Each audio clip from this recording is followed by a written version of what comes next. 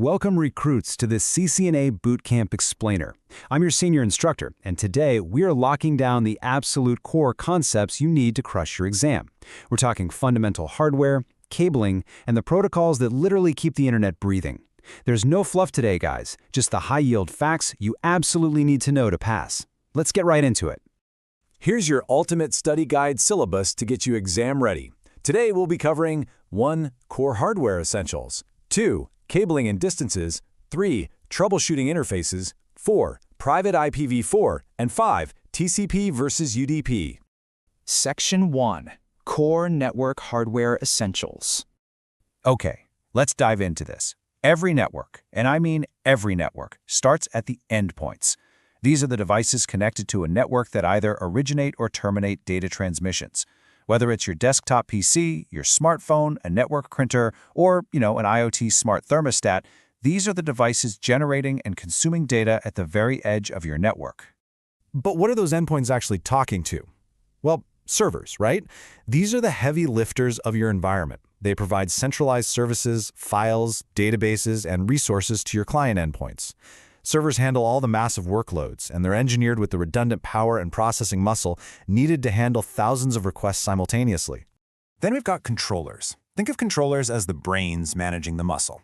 Platforms like a wireless LAN controller or a massive platform like Cisco DNA Center completely centralize your management plane.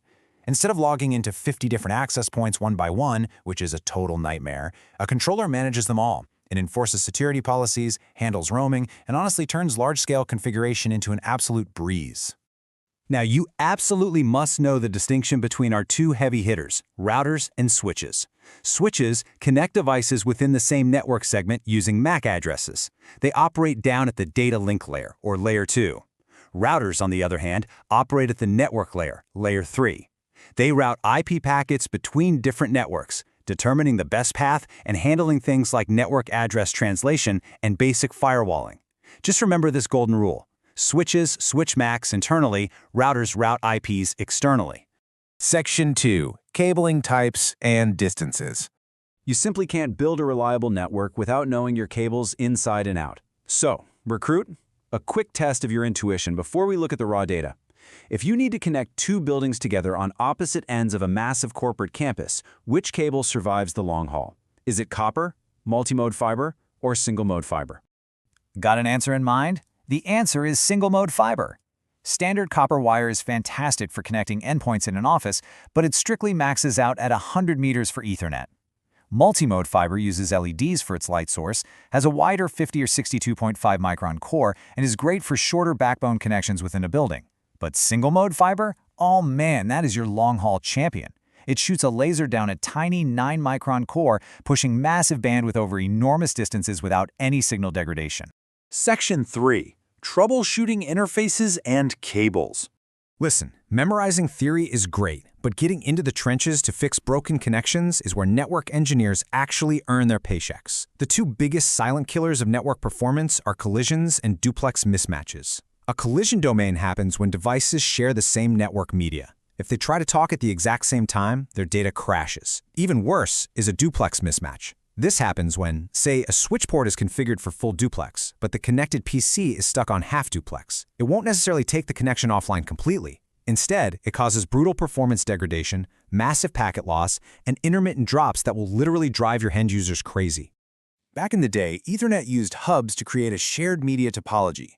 This essentially acted as one massive collision domain where efficiency was just terrible. But modern networks use point-to-point connections. By wiring devices directly into dedicated switch ports, every single connection gets its own dedicated bandwidth. This completely eliminates the contention and collisions we used to see in old shared media hubs. When you do encounter these issues, you need a strict step-by-step troubleshooting methodology. Step 1. Always check the configured interface settings on both devices. Are the speed and duplex hard-coded or are they set to auto-negotiate? Step 2. Verify the communication and see if the duplex negotiation actually succeeded. And Step 3. Break out your monitoring tools like Wireshark or SNMP to analyze the traffic patterns and catch the exact moment the negotiation fails. I want you to lock this interface error checklist into your memory right now. When interfaces are acting up, you must check the interface error counters. Look specifically for CRC errors. These indicate corrupted data packets, often caused by physical layer issues or just a bad cable. Check your input and output error drops, and always analyze your syslog messages to identify recurring patterns.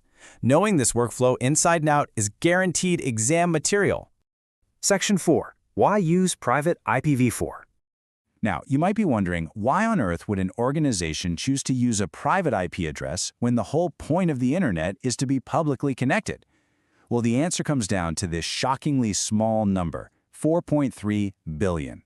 That is the absolute maximum limit of public IPv4 addresses available in the entire world. The rapid growth of internet-connected devices has created incredible, dramatic tension around IPv4 scarcity. We literally just ran out of space. The elegant solution to that massive problem is private IPv4 addressing, specifically the RFC 1918 ranges. Organizations use private IP blocks like the 10.0.0.0, 172.16, and 192.168 networks. Because these ranges are not routable on the public internet, companies save an absolute fortune by not purchasing public IPs for every single internal device. It inherently boosts security by isolating traffic, and it allows internal networks to scale massively without eating up the depleted global pool of public addresses. Section 5. Comparing TCP and UDP. All right, final showdown, transport layer protocols. When comparing these two protocols, think of them as vastly different delivery services. TCP is the careful courier handing over securely taped, numbered boxes. It uses a three-way handshake to establish a connection and guarantees reliable, ordered delivery. But it requires a heavier 20-byte header to manage all that control. UDP, on the other hand, it's frantically throwing unacknowledged paper airplanes across the room. It's connectionless, has a tiny 8-byte header, and doesn't care at all if the airplane flies out the window. It's a best-effort protocol prioritizing pure, unadulterated speed. Which brings us to your final mock exam challenge. Let's say your live video stream is dropping frames, but it absolutely needs zero delay to keep the broadcast in real time. Which protocol prioritizes speed over perfection? Yep, it's UDP. In a live stream, waiting for TCP to retransmit a lost packet would cause unbearable buffering, so UDP just keeps the video moving. If you nailed that application of knowledge, you are ready.